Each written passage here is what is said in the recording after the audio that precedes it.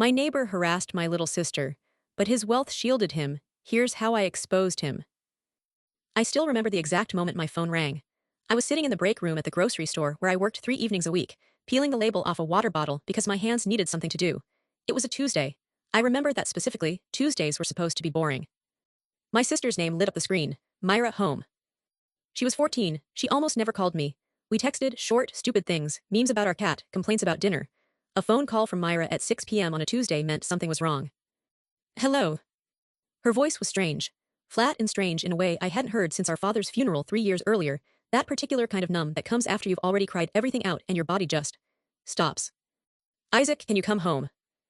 I'm at work. What happened? Are you okay? Just come home when you can. Don't tell Mama yet. She hung up. I stood there for a full 30 seconds staring at my phone before I walked to my manager, told him there was a family emergency, and left.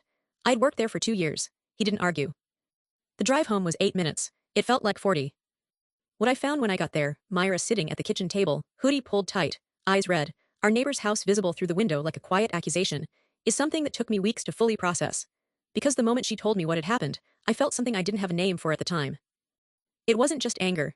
It was the specific, nauseating helplessness of understanding that the person who hurt your family is untouchable. That the system, the one that's supposed to protect people like us, was already quietly on his side. You need to understand who we were before I tell you what happened. My name is Isaac. I was 22 that year, the oldest of 3 children, technically. Our youngest brother, Sam, was 9. Myra was 14. Our mother, Hannah, had been working double shifts at a hospital administration office since our father, David, died of a heart attack when I was 19. His death didn't just break our family emotionally, it broke us financially. He'd handled everything, the bills, the mortgage negotiations, the insurance. When he was gone, we discovered he'd been quietly borrowing against the house for years, dealing with debts my mother hadn't known about, trying to protect her from the stress of it. She found out about all of it while she was still wearing black. I dropped out of university after 1 year. There was no version of the math where I stayed enrolled and we kept the house. I worked the grocery store job, did freelance graphic design on the side, and took over as the person who dealt with anything administrative, letters from the bank, school meetings, utility negotiations. My mother was brilliant and hardworking and completely overwhelmed. I tried to fill in the gaps. Myra, for her part, was the kind of kid who deserved better than the life circumstances handed her. She was funny in a dry, observational way that caught you off guard. She read constantly. She was learning to play guitar on a second-hand instrument I'd found online, and at night sometimes I could hear her through the wall, quietly practicing the same chord transition over and over until she got it right. She never complained. That was the thing about Myra. She absorbed difficulty like it was just weather, just something you moved through. Our neighborhood was mixed, working-class families on one side of the street, and then, on the other, a row of houses that had been quietly bought up over the last decade by wealthier families who liked the location but had renovated aggressively. The man next door, I'll call him Mark, because that's close enough to accurate, had moved in about 4 years earlier. He was in his late 40s. He drove a black Land Cruiser. He had a wife who smiled thinly at neighborhood events, and 2 adult sons who visited occasionally, and always seemed to be in a hurry. He wore the particular expression of a man accustomed to being agreed with. He had never, in 4 years, learned my mother's name. He called her the lady next door. I know because I heard him do it once, on the phone, standing in his driveway. We'd had minor friction with him before. A dispute about where the property line fell along our shared fence. A complaint he'd lodged with the local council about our satellite dish. Small things. The kind of things you file under difficult neighbor and move on from. Nothing that prepared me for what Myra told me that Tuesday evening. She had been walking home from school. She cut through the side lane that ran between our house and his. It was the faster route, and she'd done it hundreds of times. His car had been parked on the lane, which it technically wasn't supposed to be, and when she tried to squeeze past, he'd been standing there. He had said things to her. I'm going to be specific. He'd commented on how she looked, on her body. He'd made a remark about her growing up. He had, when she tried to walk past without responding, put his hand on her shoulder to stop her. She'd pulled away and run inside. The whole thing had lasted maybe 90 seconds. 90 seconds that she'd been sitting with alone for 3 hours, before calling me. I sat across from her at the kitchen table for a long time without speaking. I needed to not say the wrong thing. I needed to not cry in front of her, because if I cried it would mean the thing that happened to her was as serious as it felt, and I think she was still trying to decide if she was allowed to feel serious about it. You did the right thing telling me, I finally said. I almost didn't. I know, but you did. He's going to say nothing happened. Myra's. He will, Isaac, you know he will. She wasn't being pessimistic. She was being 14 and perceptive and correct. I called my mother home early. I hated doing it. She looked so exhausted when she walked through the door, still in her lanyard from work, and I watched something in her face go tight when she saw us both sitting there. She knew from the atmosphere that this was not a small thing. I told her what Myra had told me. She sat very still. Then she reached across and held Myra's hand and didn't let go for a long time. We're going to report this, my mother said. Yes, I said. Tonight. We went to the local police station that same evening. The officer at the front desk was polite. We were taken to a small room and a female officer came to take Myra's statement, which was good. I'd specifically asked for that. Myra was calm. She told the story clearly. She didn't embellish, didn't hesitate. I sat next to her and watched her be composed and brave and 14, and I held it together through the whole thing. The officer thanked us. She said they would follow up. She gave us a reference number. We went home. 3 days later, I called to follow up. The officer I'd spoken to wasn't available.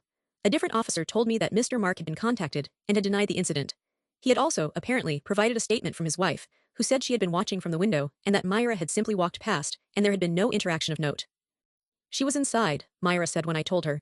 She couldn't have seen anything from inside. I know. So she's lying. Yes. And they're going to believe her. I didn't answer, I didn't have to. That week, I learned that Mark was on the local residential association committee, that he had donated money to the renovation of the community center 2 years earlier and had his name on a small plaque by the entrance, that he knew, socially, at least 2 people connected to the local council. I'm not saying any of that was decisive. I'm saying it created texture. It created a world in which his word had weight and ours didn't, and I could feel that weight every time I made a phone call and heard the particular register of polite dismissal on the other end of the line. My mother was exhausted in a new way now. Not just the exhaustion of overwork, but the exhaustion of feeling unseen. She had dark circles under dark circles. She stopped eating much at dinner. One night I heard her on the phone with her sister, speaking in low, urgent Urdu, and I caught the phrase "nobody will help us" and had to go stand in the backyard until I could breathe normally again. Myra started taking a different route home from school. A longer route, 20 minutes instead of 8, that avoided the lane entirely. I started having difficulty sleeping.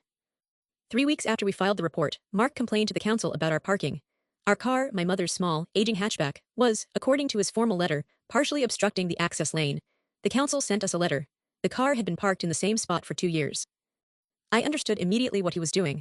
This was a message. I am not worried. I am powerful enough to make your life difficult while you try to make mine difficult. I wrote back to the council with photographs, measurements, and the specific regulation text. The complaint was dismissed, but it had taken me 4 hours to compile that response, 4 hours I hadn't had. The following week, one of Myra's classmates, a girl named Hafsa, who lived 2 streets over, told Myra that her parents had said Myra was making things up for attention. I don't know how that story reached Hafsa's parents. I have my suspicions. Myra told me about it quietly, one evening when we were both in the kitchen, after everyone else was asleep. Do you think people believe me? She asked. I believe you. That's not what I asked. Myra's. It's fine, I'm fine. She poured herself a glass of water. I just want to know what's actually happening. I was honest with her. I told her that the people who mattered believed her. I told her that the process was slow and frustrating and unfair. I told her I wasn't giving up. She nodded, she went to bed. I sat in the kitchen for another hour and thought about how much I hated that she had to be this steady, that she had to absorb this on top of everything else our family had already absorbed. She was 14. She should have been worrying about schoolwork and guitar chords and whatever 14-year-olds worried about when their lives were normal. I reached out to a free legal advice service that a coworker had mentioned once in passing. I filled out the online intake form at 1 a.m. I didn't expect much. A paralegal called me back 2 days later. Her name was Jasmine. She was efficient and businesslike, and when I explained the situation, she didn't say "I'm so sorry" in the way people say it when they're already moving on. She listened, asked specific questions, and then said, "The physical contact is the key element. That's where potential liability sits, but you need more than your sister's word." I know, I said, that's the problem. Has this happened to anyone else? I paused, I don't know. That's worth finding out. That question, has this happened to anyone else, became the thing I turned over in my mind for the next 2 weeks like a stone I couldn't put down. I didn't know where to begin. I didn't want to knock on strangers' doors asking if a prominent local man had harassed their daughters. I didn't have access to anything beyond my own small knowledge of the neighborhood. But I started paying attention differently. I started noticing things I'd filed away without processing. There was a woman 3 houses down, Mrs. Farida, 60s, widowed, who I'd once overheard complaining to my mother about Mark, always having something to say. I'd thought nothing of it at the time. I went to visit her with a container of my mother's halwa as an excuse. We sat in her front room, and I let the conversation find its own way there. It didn't take long. "That man," she said when his name came up, and her face changed in a specific way. "He said something to my granddaughter once when she was visiting. She was maybe 16, something about her clothes." "What did you do?" She looked at me with the expression of someone who already knows the answer to that question is painful. What could I do? He's on the committee. My grandson-in-law works with one of his contacts. I told my granddaughter to ignore it and not come to this street anymore. I asked if she would be willing to put that in writing. She hesitated for a long time, then she said, if it would help someone younger than her, yes.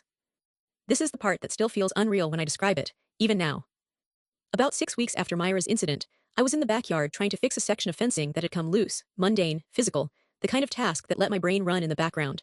Our backyard ran parallel to the lane. From where I was standing, I had a partial sight line to the section where Mark had confronted Myra. I was not thinking about anything specific when I looked up and noticed, for the first time, the corner of a house across the lane. It was an older property, partially concealed by a large tree, and attached to the eave of that property, angled down toward the lane, was a small weathered security camera. I stood there for a moment with a fencing nail in my hand, just looking at it. That camera had been there the whole time. It was the kind of thing you stopped seeing because it had always been there. The kind of thing that blended into the architecture of a familiar street. I knocked on that door the following morning. The man who answered was in his 70s, retired. His name was Mr. Kevin. He was slightly suspicious, then curious then, when I explained what had happened to Myra and what I was asking, he was quiet for a long moment. How old did you say she was? 14, sir. He looked past me at the lane, then he stepped back and said, come in. He had a basic security system, a DVR recorder connected to 3 cameras, standard overwrite cycle of 30 days. It had been 41 days since the incident. My chest dropped. But then Mr. Kevin, who I will be grateful to for the rest of my life, said, I had a problem with the system about 2 months ago, stopped recording for a week. I called my son to fix it, and he changed the overwrite settings while he was at it. Set it to 60 days. The footage was there. We sat in his living room and he pulled it up on a small monitor. The angle wasn't perfect, it was partially obstructed by the tree, and the resolution was what you'd expect from a decade-old consumer camera, but it was enough. You could see the lane, you could see the parked car, you could see Myra trying to pass, you could see Mark standing there, you could see the moment he reached out and stopped her, you could see her pull away. 38 seconds of footage. I sat there with my hands pressed together between my knees and watched it twice without speaking. Then I said, can I ask you to save a copy of this and not delete it? I already am, Mr. Kevin said. He had pulled out a USB drive. I went home and called Jasmine the paralegal. She told me to get a certified copy of the footage, document the chain of custody, and bring it to the station along with a formal letter requesting the case be reopened. She walked me through the exact language. That afternoon, I sat in my car in the grocery store parking lot for 20 minutes before I went inside for my shift, just breathing. I called Myra on my break. I found something, I said. A pause, what kind of something? The kind that matters. Another pause, then quietly, okay. She didn't cry, she didn't celebrate. She just said okay, and I understood that she had been protecting herself from hoping, and that this was the first crack in that protection. I understood I had to see this through. The next step was not dramatic. I want to be honest about that, because stories like this are often told as if justice arrives in a single confrontational moment, and this one didn't. What it looked like, practically, was this. I submitted a formal request to reopen the case, attached a written statement from Mr. Kevin, attached Mrs. Jennifer written account of what had happened to her granddaughter, and with Sarah's guidance, formally requested the police review the footage and cross-reference it with the timeline of Mark's wife's statement. His wife had claimed she'd witnessed the interaction from inside the house. The footage showed the lane. The angle and the parked car together made it essentially impossible to see the lane from the specific window she described. Jasmine noted this in our letter, specifically. I also did something I debated for a long time. I posted on the neighborhood community Facebook group. I didn't name him. I didn't accuse him explicitly. I wrote a post that said a young girl in our area had experienced harassment from an older man in a specific lane, and that the incident had been reported to police. I asked if anyone else in the community had experienced similar incidents from a neighbor and wanted to speak with me privately. My mother asked me not to. She was afraid of backlash, afraid of making things worse. If I don't, nothing changes, I told her. She looked at me for a long time. Then she nodded slowly, like she was letting go of something. The post got 3 private messages within 24 hours.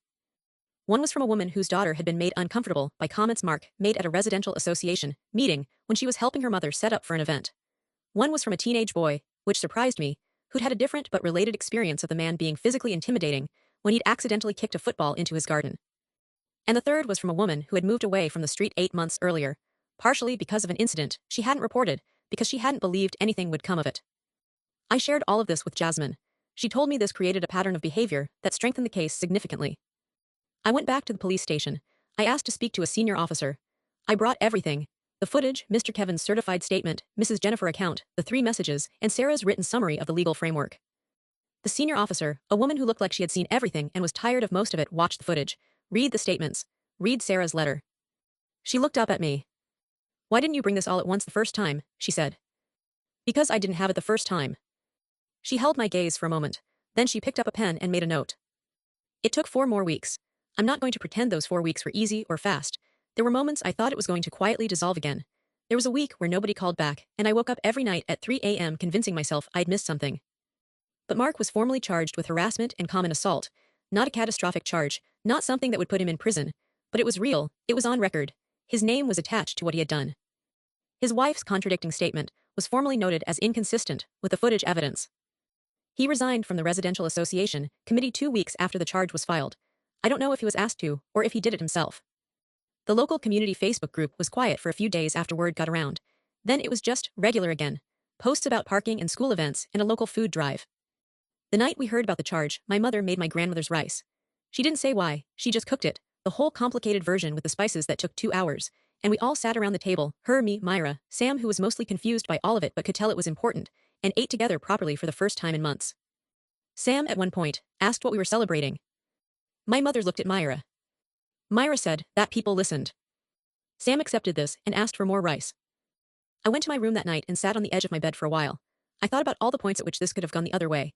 If Mr. Kevin had had a standard 30-day overwrite cycle, if Mrs. Farida had said no, if the 3 women who messaged me hadn't seen my post or had seen it and been too afraid, any one of those threads not holding, and we'd have been back where we started. Mira taking the long way home, my mother's sleepless nights, Mark still sitting on his committee. Justice, I thought, is fragile in a way that shouldn't be allowed. Mira didn't become a different person after this. I want to be clear about that, because I think sometimes we tell these stories with a redemptive arc that transforms the victim into someone awakened or empowered, and I think that puts an unfair burden on people who have been hurt. Mira was already herself.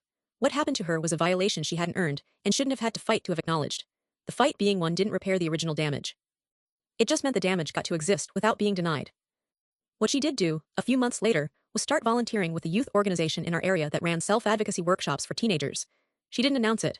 She just told me one day that she'd signed up, and then she started going on Saturday mornings. I asked her once what she got out of it. It helps to be around people who know that things can be unfair, she said, and are doing something about it anyway. I didn't say anything to that, I just nodded. I went back to university the following year, part-time, online, taking it slow. My mother got a better position at work. We didn't stop struggling financially, but we stopped drowning. Sam grew 3 inches and became obsessed with cricket. Mr. Kevin came to our house for Eid that year. He sat with my mother and drank tea, and they talked about their neighborhoods growing up, and at one point I heard him laughing at something she said, a real laugh, surprised out of him. I found Jasmine on LinkedIn and sent her a message thanking her. She replied, "This is exactly why I do this work. Don't hesitate to reach out if you need anything else." Mrs. Farida stopped me on the street one day and said, "I should have spoken sooner. I want you to know I know that." "It mattered when you did," I told her. She squeezed my hand and walked on. Here's the thing I keep coming back to. Mark had power, real material social power. He had money, connections, a wife willing to lie for him, a committee seat, a history of being the kind of person institutions default to believing. Against all of that, we had a 14-year-old's honest account. The system wasn't designed to help us. It wasn't designed against us either, not actively, but the path of least resistance ran straight through his comfort and around ours. Every phone call, every form, every letter of formal complaint required us to spend time and energy we didn't have, while he mostly just had to wait. What actually shifted things wasn't the police. It wasn't the formal process. It was a 60-day security setting on an old man's DVR. It was a neighbor in her 60s deciding that her discomfort about speaking up mattered less than a 14-year-old's right to walk home safely. It was 3 strangers on the internet choosing to send a message to someone they didn't know about something they'd been carrying alone. What shifted things was people deciding to show up. I don't have a clean moral here. I don't think there's a simple lesson I could pull out of this that would make it feel worthwhile, because what happened to Mira was never worthwhile, not in any version of events. But if I had to say something to someone standing at the beginning of something like this, looking at a wall of money and connections and comfortable silence, I would say, start with the people who already know, not the institutions, not the systems, the neighbors who watched something happen and went back inside, the women who changed their routes and their routines, the ones who moved away, the ones who filed it under what could I do and left it there. They already know, sometimes they're just waiting to be asked. I posted this because 3 people in the last month have found me through mutual connections and messaged me asking for advice about similar situations. I'm not an expert, I'm just someone who went through it. If anything here helps someone else start, that's enough.